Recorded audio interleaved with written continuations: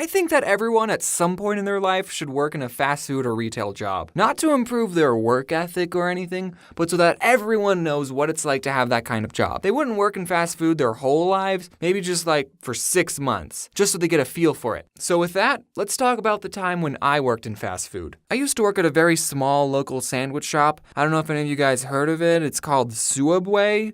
Our spokesperson was in the news recently.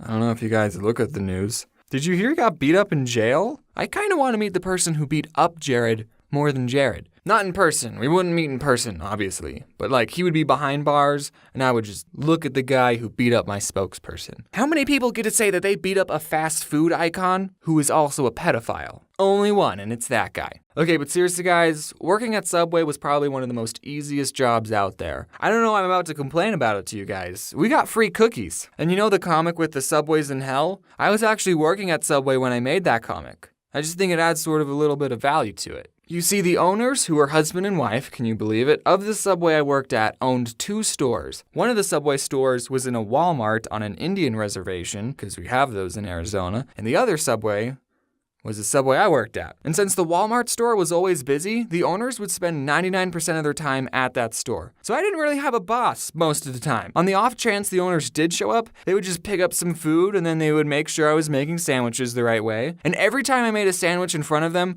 they would always find something wrong with it, without fail. You put on too many olives. Do you know, according to the Subway formula, you're only supposed to put on 8 olives on a foot long? 8! One for every other bite. That's just ridiculous. Can you imagine someone just counting out 8 olives? Nobody does that. I usually worked the closing shift, and at the end of the night, we would turn the alarm and we'd have 60 seconds to get out of the store. But one time I had the opening shift, so I unlocked the door to get in with my key, and the alarm went beep, beep, meaning I had 60 seconds to turn it off. No big deal, right? I've turned the alarm on all the time when I was closing. So I go to the little control panel and I type in the code and nothing happens. The beeping is still there and the clock is still ticking down. So I go, okay, I'm going to press each button very carefully. I'm going to make sure each button makes a beep when I press it.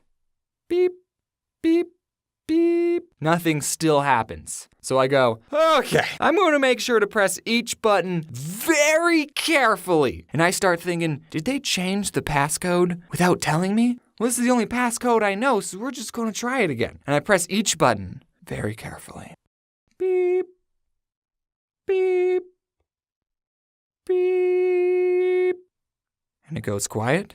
And then the alarm goes off. I still had like 20 seconds left. But I guess when you get it wrong 3 times, it automatically assumes that you're a burglar. So while the alarm is going off, I look on the contact sheet for the owner's cell phone number. I step outside, I call him, and he doesn't pick up. So I go back inside, find the number for the other Subway store. They open an hour before we do. Someone picks up with their stupid voice. Oh, thank you for calling Subway. I'm blah, blah, blah, blah, blah, blah, blah, blah. How may I help you? And I go, hey, is Mike there? That's not his real name, guys, don't worry. And they go, just a minute. Yeah, sure, I have all the time in the world. The cops might be on their way, but take your time. So, Mike picks up. Yellow. Hey, Mike, this is James. What's the passcode for the alarm? Who is this? It's James. What's the passcode? What are you doing there, James? Why aren't you answering the question? I have the opening shift. Is the alarm going off? Yeah, no one told me the new code. Yeah, we changed it. It's the last 4 digits of your social security number. Oh, okay. Thanks, Mike. I don't know my social security number. So I finally get the alarm off. No one showed up, thankfully. Which I actually don't know if that's a good thing or not, now that I say it out loud. We did have a store manager who would make the schedule and sometimes tell us, hey, can you guys do a better job at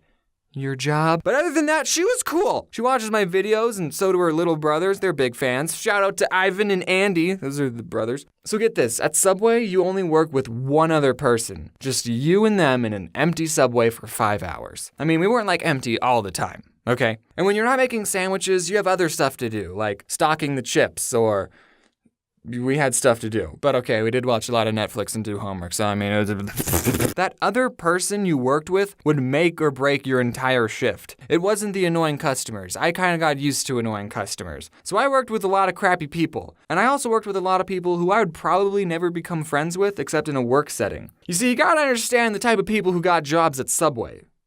potheads. Most of them are potheads. And some of them are really cool. I'm just going to go over a couple of the characters that I worked with. There was Tyler. I freaking love this guy. He smoked a lot of weed. He actually taught me what vaping was, and he got me into Clash of Clans. I actually mentioned him and his girlfriend in my riddles video. I don't know if I ever told him that. And of course, I have to mention Corey. He was cool. We watched How to Get Away with Murder on Netflix, and I've also hung out with him outside of work. What him and Tyler had in common is that they would actually do their job, which you gotta appreciate. Then there was this guy. And get this, who was also named Jared. He loved marble, and that's like the only thing he would talk about. I can say these things. He doesn't watch my videos. There was Sarah. She was cool. She made me a bread bowl. And her boyfriend, Jay. He talked about chakras and third eyes. He was interesting. And also, there's Anthony. He's cool. What's up, Anthony? For the 100,000 sprinkles video, I actually went back to Subway to use their scale because I knew they had one. And we counted 500 sprinkles again just to be more accurate for the 100,000. And Anthony helped me count instead of working. I mean, at least he got paid minimum wage for it. So 2 more stories before I go. One time, Jared asked me to take out this pile of trash, and I was like, oh, okay, I'll just put this pile of trash in the dumpster. And as I was taking it out, I saw that there was a chip poster in the pile, and I thought, this is too cool to throw away. I'm gonna keep it. So I took it home with me, and then the next day when I went in, people were saying, oh, where's the chip poster? We can't find the chip poster. We haven't seen it anywhere. And I'm thinking, I have the poster. I decided not to tell anyone that I had the poster. And it's still hanging up in my room. Sorry, boss, if you're finding out about this now. Okay, and then the other story, I was working with a manager and we were just making sandwiches like usual. And I noticed that when we toasted a sandwich, it would burn the paper a little on the edges. That probably shouldn't be happening. So then a customer asks for just bacon toasted. And the boss lady puts some bacon on paper and then puts it in the toaster. And we don't have a setting for just bacon. So then when she opens the toaster, there was a fire on the bacon. So then she starts to whack it with the little metal tray thing, but all she ended up doing was fanning the flames, making the fire bigger. You got this, right? Then I went in the back and I got the fire extinguisher and I actually used it. I single-handedly saved that Subway. Wait, what have I done? Is it okay if the bacon's a little crispy and has nitrogen and carbon dioxide stuff on it?